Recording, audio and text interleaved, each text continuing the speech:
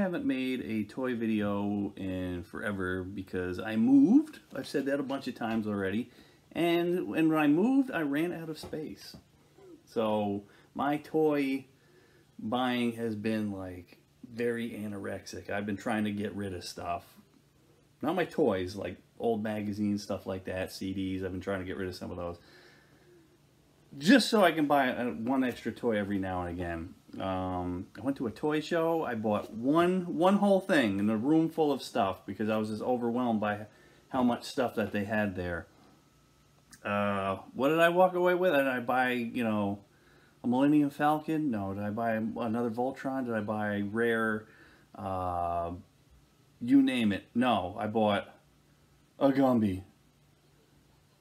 I think I paid, what, $5 or $6 for them, and I was so happy to leave the show with just this, and because it was Gumby and it's 80s. This is one of those figures everybody had in their toy box. Wasn't up there with, like, you know, your Han Solos or your Transformers, none of that stuff. But this was like almost a mandatory toy to have back in the day. You had to have one Gumby. Gumby made his big comeback in the 80s. I was reading about like some Gumby stuff, and it was apparently because it was like Eddie Murphy did the skit on SNL. Suddenly they're making Gumby t-shirts. I remember when they brought back the TV show for syndication. First they started showing like the old reruns in the summertime on the local Channel 5, WNYW, before it became Fox Channel. And yeah, they were showing that, and then a couple of years after that, even after that Gumby was blowing up again, they made new episodes. But they started selling these figs everywhere. And I did not have this one. I had, in a video I showed a long time ago, I had the little Gumby and the Pokey. I was fine with these. These were cool. I was happy enough. I had, you know, him and his buddy. And later on in the 90s when I worked at Toys R Us, pretty sure I five-finger discounted these guys. Same ones. Looks like two different manufacturers. One's Jesco, like Big Gumby, and this one is Trendmasters. Because I don't remember having this many Gumbies when I was little. This is probably, Toys R Us is out of business. I stole from you. I'm sorry. When I worked there, I wasn't the best employee, but everybody was far worse. They would take anything that wasn't nailed down.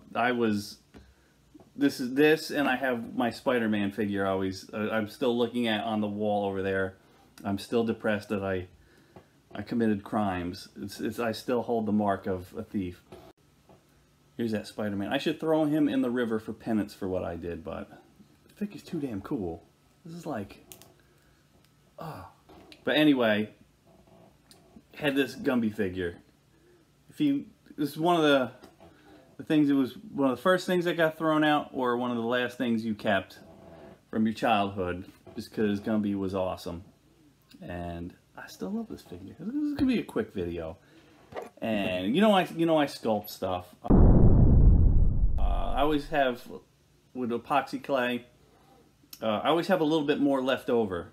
Whenever you're whipping, because you got to take two parts, put them together, and then you sculpt and it hardens. But you need like two pieces, but you don't know exactly how much you need, so you don't want to waste it. So I've been building up all my extra clay on this Gumby. That's why it looks like crap. It just looks like, more pieces of gum stuck to them. Because there's no plan to this figure. I just started making it. It's like, well, what am I going to do with my extra? I'm going to make a Gumby. Of course, I have to sand them flat.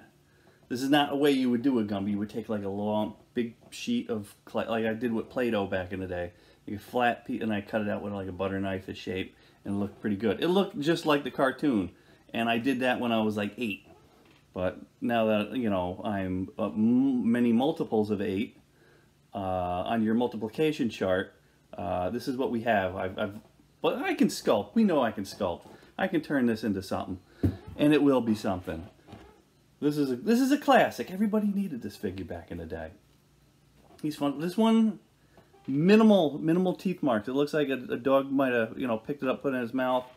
Very few chew marks, and his bendy still works. Still good. I know they made these in a bunch of different sizes, because I had the little guys here. This medium size. I think there was a bigger one, and I know I had the big stuffed animal one, which I think they made in a bunch of different sizes too.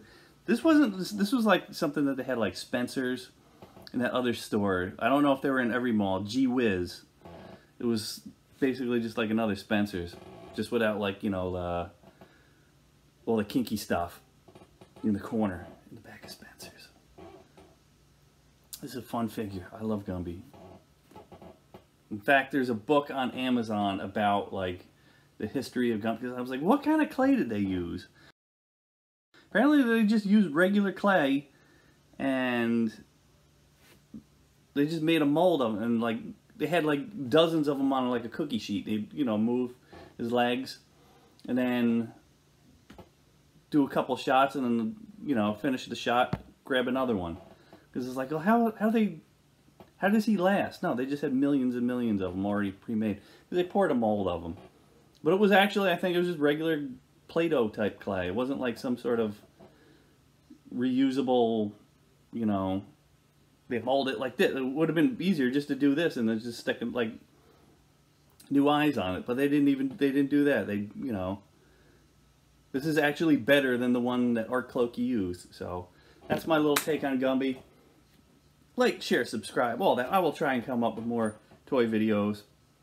I clear more of this crap off on my wall.